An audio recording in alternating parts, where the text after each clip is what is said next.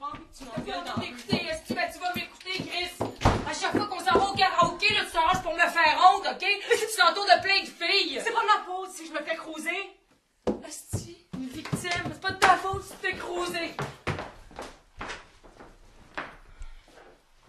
Je pense que je t'ai pas vu faire les yeux doux à Jennifer. Je suis pas cave. Hey, là, tu vas pas me refaire une crise de jalousie, Brigitte. C'est toi que j'aime. Ben, montre-le-moi. Mais je suis tout le temps avec toi. Je vis en fonction de toi, là. Tu capotes. Non, ce que tu comprends pas, là, c'est pas parce que je suis jalouse. C'est parce que je tiens à toi. Tu tiens à moi? Ben, laisse-moi respirer. Hey, c'est quoi, là?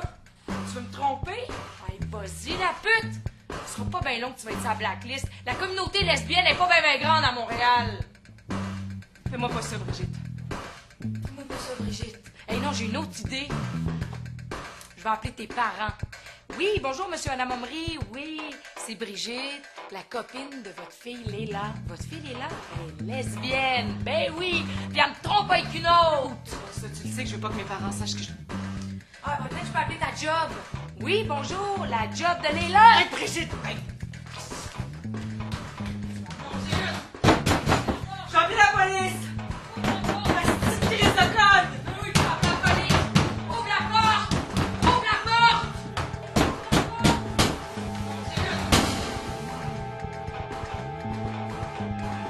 T'es complètement folle. Je me demande c'est qui la folle, la petite hystérique qui fait des crises à trois... Calmez-vous. Racontez-moi ce qui s'est passé. Ce qui s'est passé, c'est qu'elle a failli me casser le bras. Il est pas cassé ton bras. Et check le bleu, c'est une petite folle, elle est tout le temps... Vous, madame, qu'est-ce que vous avez ajouté là-dessus? Mais moi, j'ai été marque d'ongle dans le pot, là. Regarde ce que tu m'as fait. Wow! Laquelle de vous deux nous a appelés? C'est moi. Elle m'a sauté dessus, puis après ça, elle est allée prendre la chaise. C'est toi qui as commencé, je me suis défendue. Hey, c'est toi qui m'as menacée. Un instant. Bon. Est-ce que vous habitez toutes les deux ici? Ouais. Qu'est-ce que t'as à me regarder de même? C'est quoi que j'ai dit encore, là? J'ai plus le droit de te regarder. Wow! Bon, je pense qu'on devrait les séparer pour éclaircir la situation. Madame, suivez-moi.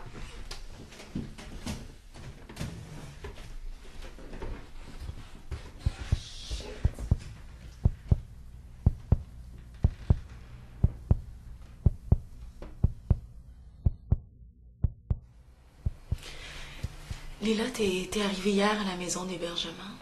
Puis j'ai vu dans nos notes que la police était intervenue. Le policier n'a pas pensé qu'on pouvait être un couple. Il a pensé que c'était une chicane entre deux colocs. Léla, t'es en sécurité ici. T'as pas à t'inquiéter. Raconte-moi ce qui s'est passé.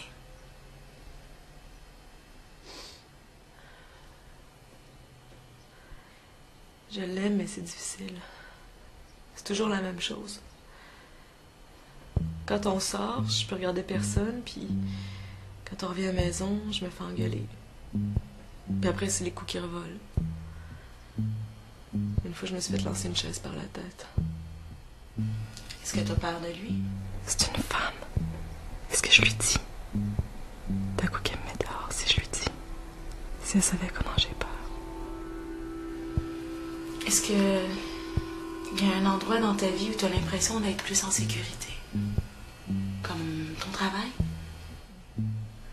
Là non plus, c'est pas facile. Je reçois tout le temps des téléphones de sa part. Juste pour me surveiller, hein.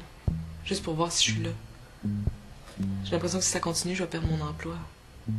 Tu pourrais peut-être en parler à ton patron. Il pourrait bloquer ses appels. Ben oui, c'est ça. J'ai dit quoi en premier? Que je suis victime de violence conjugale ou que je suis lesbienne. Léla, on a un groupe demain. Je pense qu'on t'en a déjà parlé. Ouais. À propos, je voulais savoir si on est obligé de compter notre vie dans ces groupes-là. Non, t'es pas obligé, mais c'est sûr que de partager avec d'autres qui ont un vécu similaire au tien, ça peut t'aider. Pas tout à fait, non. J'aime les femmes. Puis si je me fie à la dernière fois où j'ai parlé de ma blonde dans un groupe, je me suis sentie jugée par tout le monde. Oui, on verra. Es-tu vraiment certaine que personne ne peut me retrouver ici? Pas t'inquiéter. Si un homme appelle, on lui dira juste qu'on te connaît pas. Elle va me retrouver, c'est sûr. C'est facile. Elle a dit qu'il allait se faire passer pour ma sœur puis que personne ne porterait attention à elle. J'ai peur.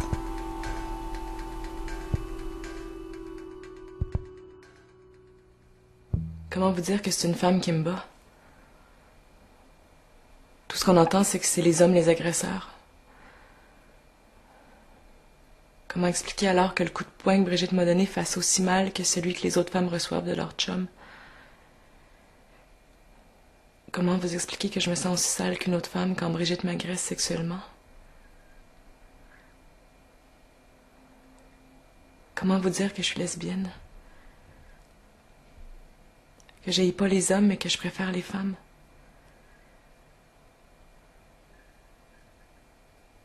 Comment vous expliquer que je préfère rester dans une relation de violence plutôt que de dévoiler mon orientation sexuelle?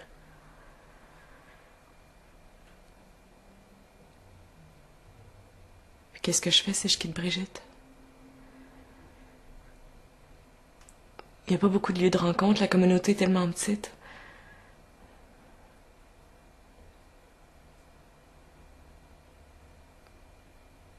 Puis l'intervenante. Elle n'a même pas pris le temps de me demander si c'était un ou une conjointe. Si au moins j'avais vu un drapeau arc-en-ciel, peut-être que je leur ai dit que je suis gay. J'ai même entendu des commentaires lesbophobes, puis l'intervenante a laissé passer ça. Au moins les commentaires racistes ont été recadrés. Ouais. Pour le moment, j'ai aussi peur de la laisser que de rester avec elle. Pour le moment, j'aime mieux subir la violence de ma blonde plutôt que d'avouer à tout le monde que je suis lesbienne.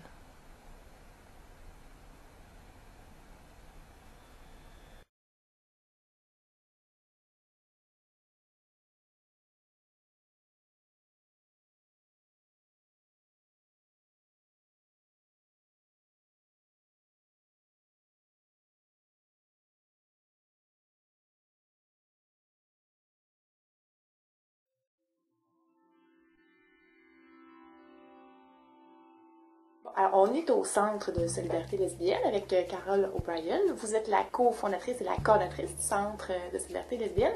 Est-ce que c'est difficile pour une lesbienne d'aller chercher de l'aide? Hein? C'est quoi les enjeux autour de la demande d'aide d'une lesbienne? Moi, je te dirais que c'est difficile pour une lesbienne d'aller chercher de l'aide. Premièrement, parce qu'on ne croit pas qu'une lesbienne peut être victime de violences conjugales. Ça, je pense que c'est une des premières choses. Une autre chose, c'est que les agresseurs disent beaucoup aux victimes, peu importe où tu vas aller, je vais te retrouver. Regarde, je suis une femme, ils ne porteront pas attention à moi. Personne ne va te croire parce que moi, je suis une femme. Donc, ça aussi, c'est un frein pour aller chercher de l'aide. La peur du dévoilement. Les lesbiennes ne sont pas nécessairement à l'aise de dévoiler leur orientation. Elles n'ont pas nécessairement fait leur dévoilement partout non plus. Donc, pour elles, il y a des enjeux qui sont reliés au dévoilement. Souvent, on a vu des lesbiennes qui vont aller consulter, qui vont dévoiler leur orientation ou le sexe de la conjointe quand c'est dans des situations extrêmes. Donc là, vraiment, il n'y a pas de possibilité. C'est comme là, si je le dis pas, je vais me faire tuer. Ben là, je vais dire que c'est une femme qui est mon agresseur. Puis bon, peu importe, parce que là, ma vie est en danger. Les lesbiennes ressentent beaucoup de jugement. Il y a beaucoup de peur aussi. Les lesbiennes arrivent avec une expérience négative. Souvent, elles ont été victimes de préjugés, de mythes aussi. Donc, quand elles font une demande d'aide, elles arrivent dans une nouvelle ressource. Elles ont beaucoup de craintes par rapport au développement de leur orientation. Si j'ai des enfants, qu'est-ce qui va arriver à mes enfants si je dis que je suis lesbienne? Il y a la méconnaissance aussi. La majorité des intervenantes vont présumer que la femme qui était seine avant d'elle est hétérosexuelle. Donc, il n'y aura pas d'ouverture de fait pour une lesbienne. Souvent, les lesbiennes vont changer de prénom, vont utiliser des prénoms neutres, vont dire la personne. Donc, la difficulté aussi d'aider les lesbiennes qui ne parlent pas de leur vie, finalement. Qu'est-ce qu'une intervenante devrait savoir? Par exemple, si elle se retrouvait avec Léla dans son bureau, qu'est-ce qu'elle aurait dû faire, l'intervenante en maison d'hébergement? Moi, je te dirais la première chose, c'est de ne pas présumer de l'orientation sexuelle de l'agresseur. Juste de poser la question. Est-ce que l'agresseur est un homme ou une femme? Juste cette question simple, comme ça, va déjà donner un message à Leila, comme on a vu dans la dramatique, de dire ici, c'est correct que tu en parles. T'sais, si j'ouvre la porte, ça veut dire que tu es en sécurité pour en parler. Une autre des choses qu'on a rencontrées souvent, c'est d'identifier l'endroit. C'est de dire ici, c'est lesbian friendly. Ici, tu es en sécurité si tu dévoiles ton orientation sexuelle.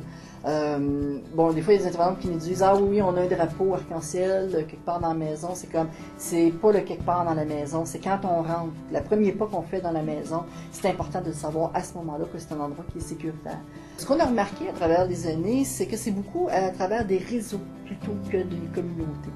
Donc, quand on dit que la communauté est grande et petite, bon, c'est une façon de parler que d'utiliser le mot communauté, mais ce sont beaucoup des réseaux. Donc, des réseaux d'amour, d'amitié, de travail. Et ces réseaux-là sont tissés, serrés. Si on le regarde en fait de nombre, 10% de la population, ça commence à faire beaucoup de lesbiennes. Mais par contre, quand on regarde dans les réseaux, c'est quand même des petits réseaux.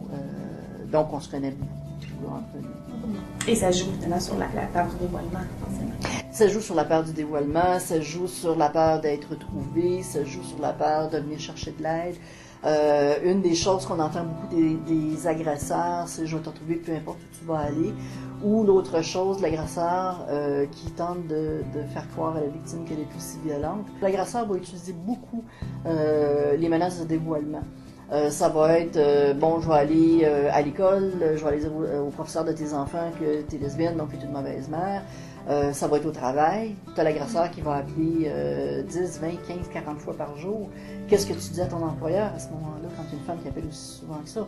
Donc, on s'est rendu compte avec le temps aussi qu'il y a beaucoup de lesbiennes qui vont préférer quitter leur emploi. Donc, surtout dans des situations financières précaires, que d'aller voir l'employeur ou un service d'aide aux employés ou le syndicat et dire ben, écoutez, voici la situation et c'est une conjointe et non un conjoint que j'ai. Et j'ai besoin de protection ou j'ai besoin d'aide. Donc, il y a aussi beaucoup de pauvreté liée, je te dirais une plus grande pauvreté liée aux questions de violence conjugale chez les lesbiennes. C'est quoi les préjugés les plus communs qu'on entend à l'égard de la communauté lesbienne?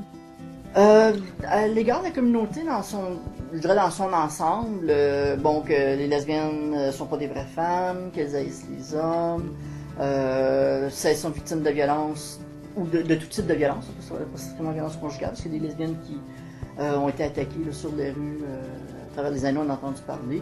À ce moment-là, ben, elles ont ce qu'elles méritent, c'est des mal baisés. En fait, c'est un peu les grandes lignes des préjugés, je dirais, qu'on entend, et qui durent et qui perdurent aussi. Dans la communauté lesbienne comme telle, il y a aussi des mythes et des préjugés par rapport à la violence conjugale. La première chose, c'est vraiment qu'on ne croit pas que ça peut exister. Il y a un déni au niveau de la communauté. C'est comme, on est pris un peu dans notre propre mythe que deux femmes ensemble, c'est beau, c'est doux, c'est tendre, c'est extraordinaire. Bon, toutes ces choses-là, effectivement.